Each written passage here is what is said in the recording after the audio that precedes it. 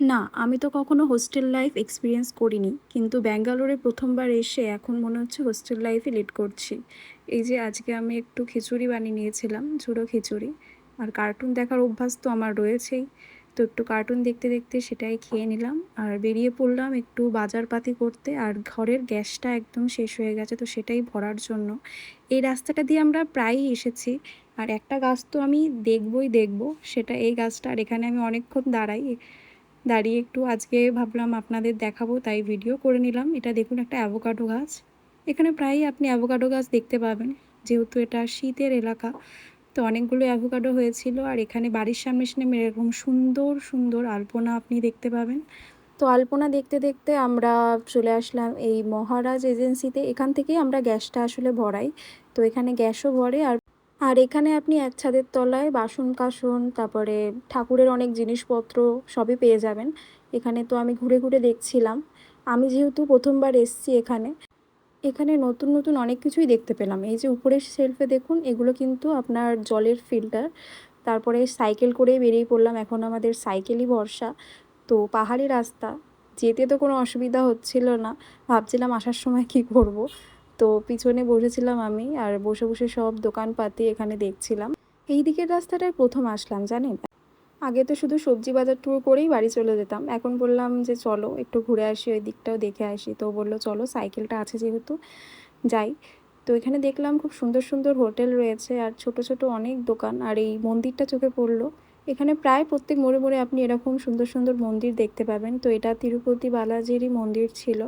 তো সেটাই দেখে নিলাম। আর এখানে দেখলাম একটা কাকু অ্যাভোকাডো নিয়ে বসেছিল।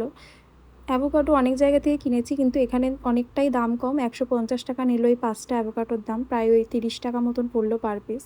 তারপর একটু বিশাল মার্টে চলে গেলাম। এখান থেকে আপনি শুকনো জিনিসপাতি আপনি ভালো পেয়ে যাবেন, যেমন বিস্কুট, ডাল, চাল, চিনি, তেল। তো আমরা এখান থেকেই নিয়েছিলাম। আর এই নিচের সেকশনে আছে আপনার জামা কাপড়, সেগুলো একটু দেখে নিলাম। তারপরেই চলে আসলাম এই সবজি মার্কেটে, একটা বাস্কেট নিয়ে নিয়েছিলাম। এখানে বাইরের দিকে থাকে টমেটো, একটু শসা, এগুলো অল্প অল্প নিয়ে নিয়েছিলাম। তারপরে আলু, পেঁয়াজ, রসুন, আদা বেশি নিতে হয় না, একটা দুটো করে নিলেই কাজ চলে যায়। এখানে আরও কয়েকটা সবজি দেখে নিচ্ছিলাম, তো এই সবজিগুলোই নিলাম। তারপরে বললাম একটু কুঁদরি নিয়ে নাও, অনেক দিন পরে দেখতে পেলাম। এখানের কুঁদরিগুলোর অনেক টেস্ট জানেন, আমাদের ওখানে তাও অত ভালো টক হয় না, কিন্তু এগুলো একটু ভালো, বেশ টক টক খেতে।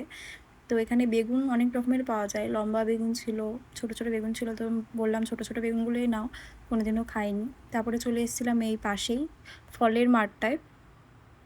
চারিদিকে ঘুরে দেখলাম কী কী নতুন ফল এসছে। তো এইটা দেখলাম বড় একটা, পুরো ফুটবলের মতো একটা আম।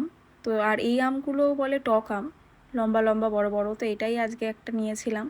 আর পাশে আরও ছোট ছোট দেখলাম, কিন্তু এইটা দেখলাম মাস্ক মেলনের মতো দেখতে, কিন্তু মনে হয় এটা ফ্রুটি জানেন। আর এটা আনারস, আনারসটা নিইনি। আর এইটা অনেক দিন পর দেখলাম, দেখুন এটা হচ্ছে মিষ্টি তেঁতুল। হ্যাঁ, এগুলো একদম টক হয় না, পুরো মিষ্টি। তো সেটা নিইনি। আর আজকে দেখুন এইগুলোই কিনেছি, এই যে এগুলো গিফটের জন্য, সবাইকে দেওয়ার জন্য এগুলো কিনেছি। বিশাল মার্ট থেকে কিনেছি, আগের দিন দুটো কিনেছিলাম, আজকে প্রায় ১০-১২টা কিনে নিয়েছি। তো এই সবজিগুলো কিনেছি আজকে। শশাগুলোও ভালো পেয়েছিলাম, কচি কচি সবজি।